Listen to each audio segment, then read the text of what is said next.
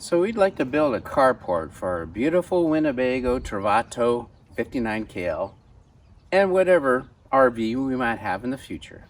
And the carport is going to be flat roofed with a deck that's half covered with a gable roof. That way we can be undercover, outdoors partially, or we can be under the stars with a beautiful view of the mountains. So we are in the beginning stages of getting estimates and thinking this through.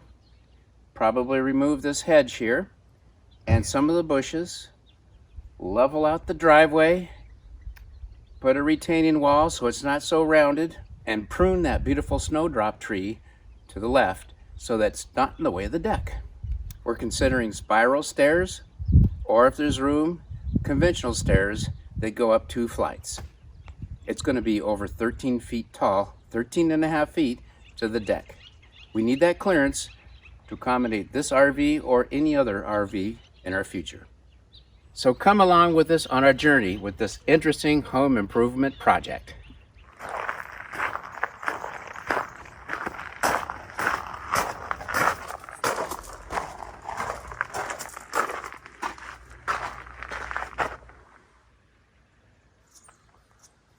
I'm going to first remove these 2 bushes so we can get a better idea as to where the posts will be for the carport. This bush has needle-sharp thorns, so you got to be careful cutting it down.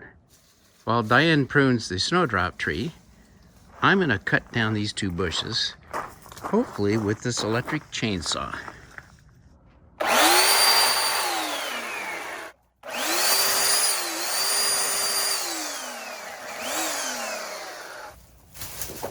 Intertwine.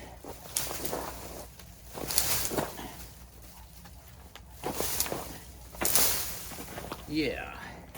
As it turns out, cutting this down with the loppers is about as fast, a lot less noisy, and less hazardous because of the thorns on this thing. You can do it more controlled.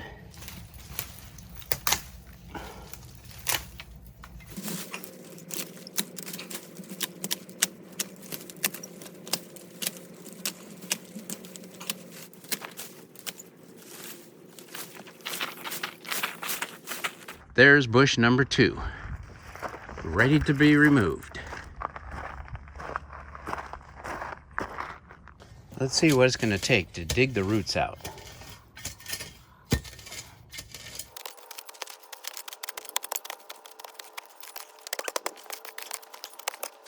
Spud bar.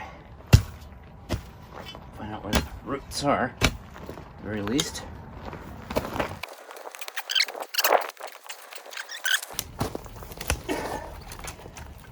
Yeah, okay. Any stuff on it? I think might be loose. Oh.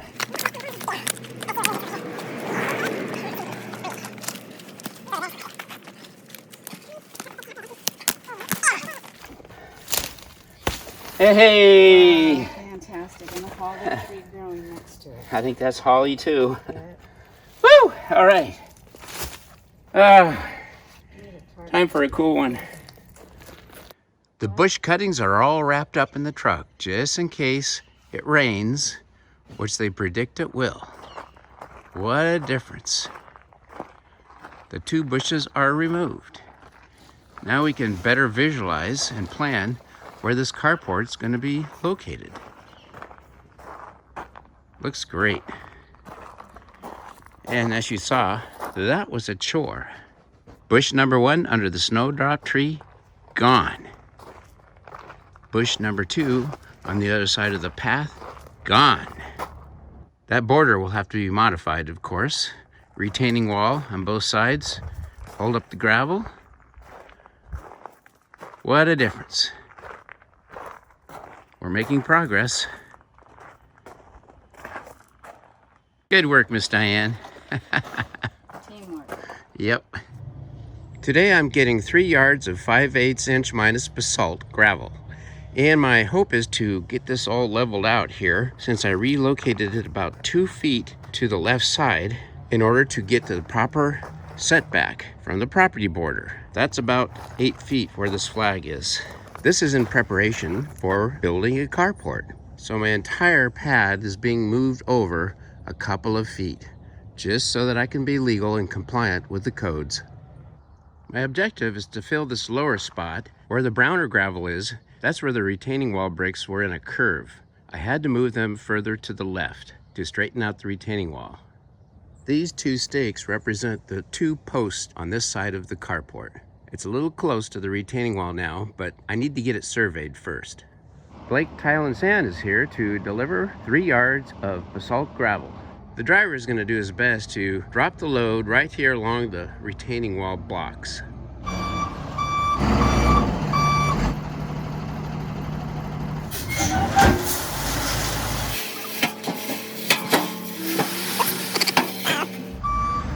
Whoa! Oops, there he goes. Yeah, perfect. Now my work's cut out for me. Now the fun part, spreading the gravel.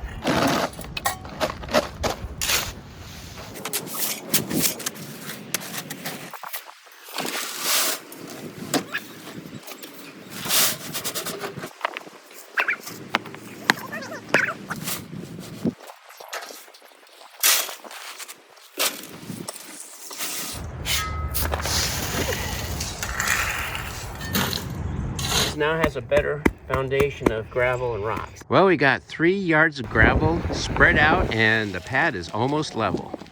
At least this is as good as it's going to get for now.